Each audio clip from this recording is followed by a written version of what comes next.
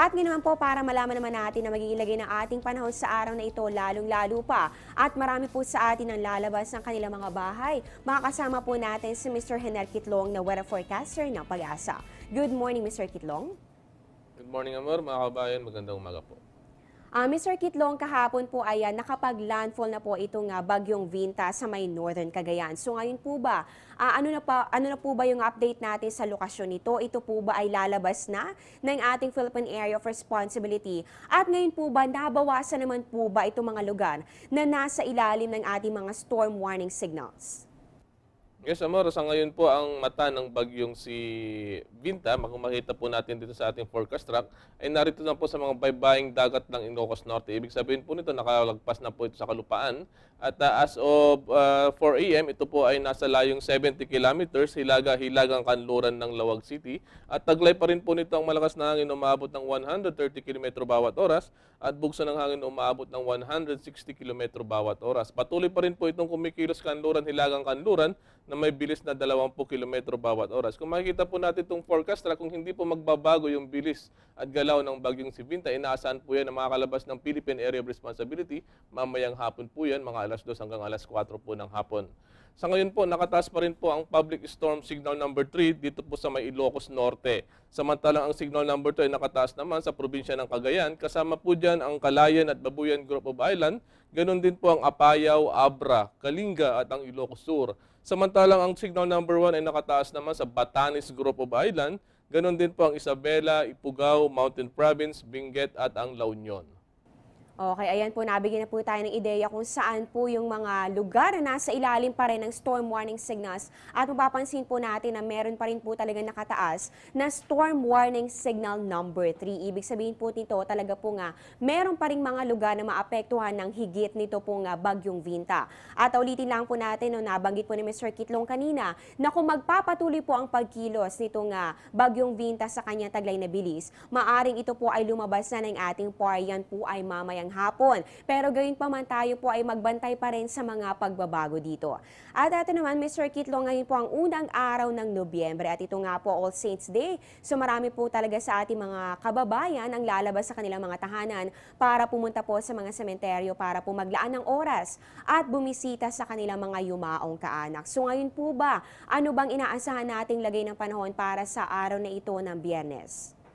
Yes, salamat, Amora. Maliban po sa mga lugar na wala pong public storm signals, ito pong Metro Manila at ang nalalabing bahagi ng Luzon, ito po yung mga walang public storm signals. Kasama po ang Mindanao, magkakaroon po yan ng maulap na kalangitan na may mahina hanggang sa katamtamang pag-ulan at pagkidlat pagkulog. Samantalang ito naman pong Kabisayan ay magkakaroon lamang po yan ng bahagyang maulap, subalit may mga inaasahan na mga pulupulong pagkulog at pagkidlat. Ayan, para sa ating mga kababayan na lalabas po ng kanilang mga bahay sa mga susunod na mga oras, wag pong kakalimutan magdala ng payong dahil narinig naman po natin, meron pa rin po mga pag-ulan o pagkidlat, pagkulog. Mr. Kitlong, kamusta naman po ang lagay o kondisyon ng ating mga karagatan ngayon? Meron pa ba tayo nakataas na gale warning dahil kahapon po naglabas po kayo? So ngayon po ba, saan po ba yung sakop ng babalang ito? Well, dahilan pa rin po sa bagyong si Vinta, ito pong mga baybaying dagat ng Hilagang Luzon at baybaying dagat ng Gitnang Luzon, naapektuhan pa rin po yan ng bagyong si Vinta.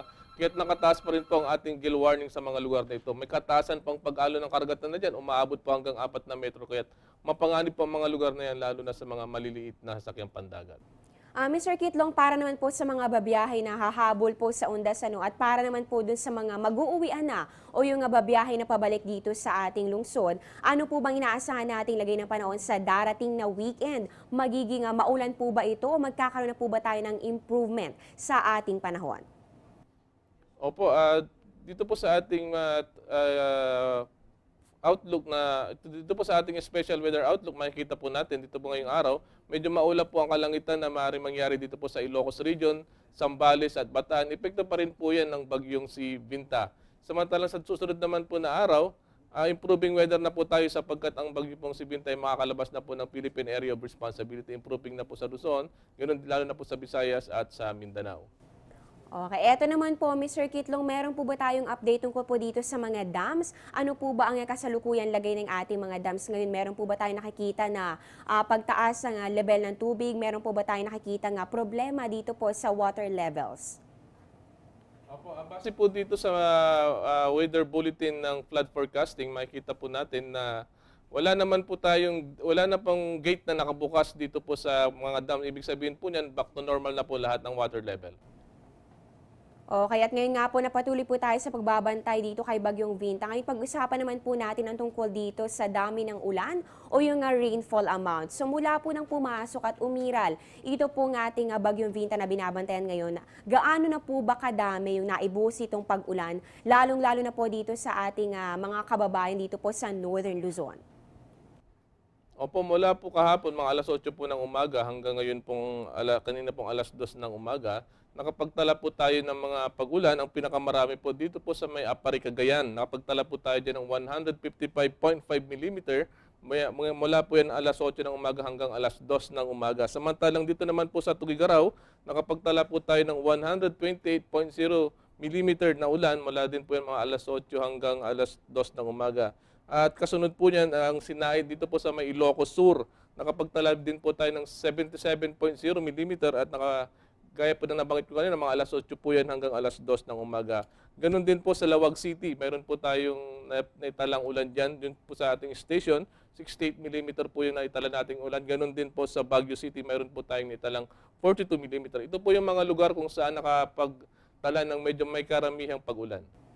Okay, and po nalaman po natin kung saan sa mga lugar po naitala yung pinakamatataas na rainfall amount na dulot nga po nitong Bagyong Vinta na nandito pa rin po hanggang sa ngayon sa ating Philippine Area of Responsibility. Ay maraming salamat po Mr. Hener Kitlong sa binahaging impormasyon tungkol sa lagay ng ating panahon. Meron na lang po ba kayong mga reminders o payo sa ating mga kababayan?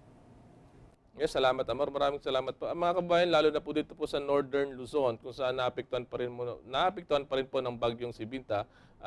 Inasahan po natin na makakalabas ngayong araw, mamayang hapon ng bagyong si Binta. Subalit sa ngayon, may mga pag-ulan pa rin po tayong mararanasan at medyo may kasamaan pa rin po ang pag-alon ng karagatan dito po sa Northern Luzon. Kahit mga kabayan, mas mainam na i-monitor po natin muna itong bagyo at mas maganda po na bukas na lamang po tayo, kung maaari po, bukas na lamang po tayo pumasyal sa sementeryo. Samantalang dito naman po sa Metro Manila, Southern Luzon, Central Luzon, kung saan hindi naman po gaanong naapektuhan ng bagyo. Kung tayo po ay pupunta ng sementeryo, ganun din po sa Visayas at sa Mindanao, mas mainam po magdala tayo ng mga panangga sa ulan dahil may posibilidad pa rin po na magkaroon mga pulupulong pagulan. Ayan nga po, tatunghayan po natin si Mr. Hener Kitlong na weather forecaster ng Pag-asa. Tutok pong mabuti sa aming programa dahil mamaya malalaman nyo na ang ating question of the day.